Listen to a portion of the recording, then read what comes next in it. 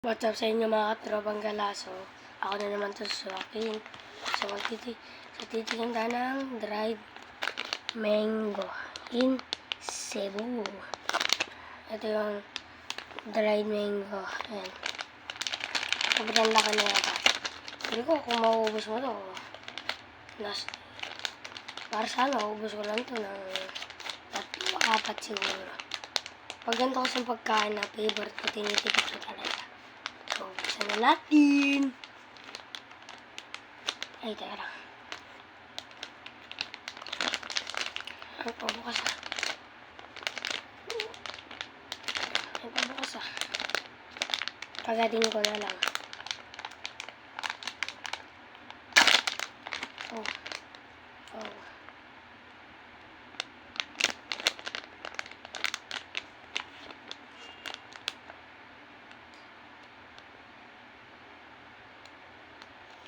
So, kaya nahihirapan na sa pagbukas kasi makakaspado kasi ako eh.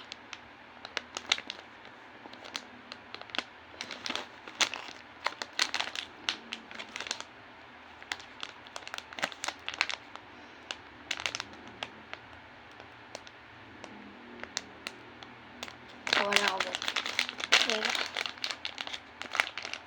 Mabuksan.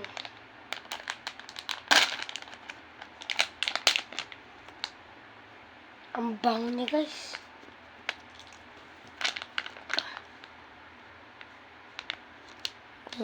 Oops, wala pa. Ang tataba guys oh. Pili natin yung ano lang. Ito, pili na natin ito. Tapos tingnan nyo guys, napakadami ng laman, tapos matataba pa. Pili natin ito. Gusto ko sana yung spicy eh, pero pili natin ito. Kasi, bigay lang naman sa akin yung Tito. Sino nga pala yung Tito Chris. Maraming salamat po sa binigay nyo dried mango na favorito. Tikman na natin. Yun. Ang bango niya guys.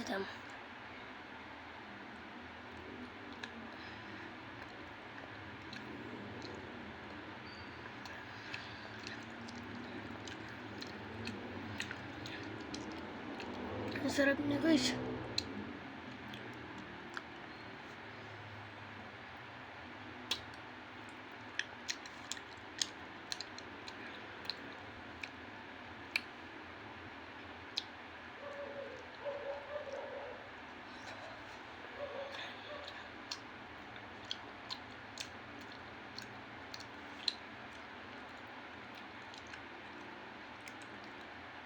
The perfect bite. Guys, sobrang sarap guys. Bili na kayo na ito guys oh. Kung makikita nyo kasi guys.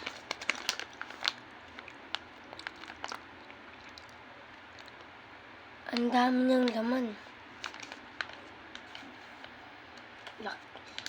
So, madami na siyang laman pero malalaki.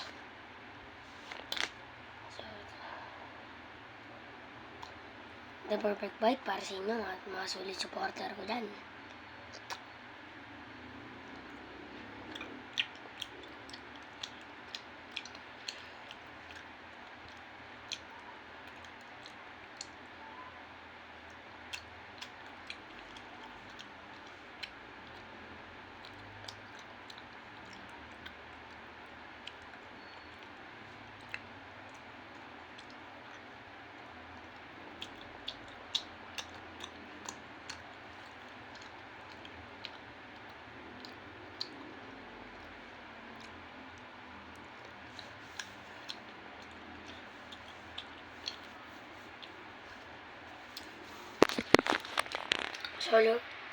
So, yun lang mga tropa. Salamat sa panonood.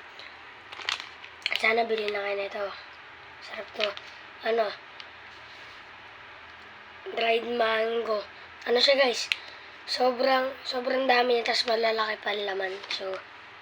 So guys, huwag nyo kalimutan mag-like, share, and subscribe. At pinutin yung notification bell para lagi kang updated sa mga vlog ko. So guys, bilhin na kayo. Malaki yan. So guys, bye-bye na. Mag-subscribe na kayo.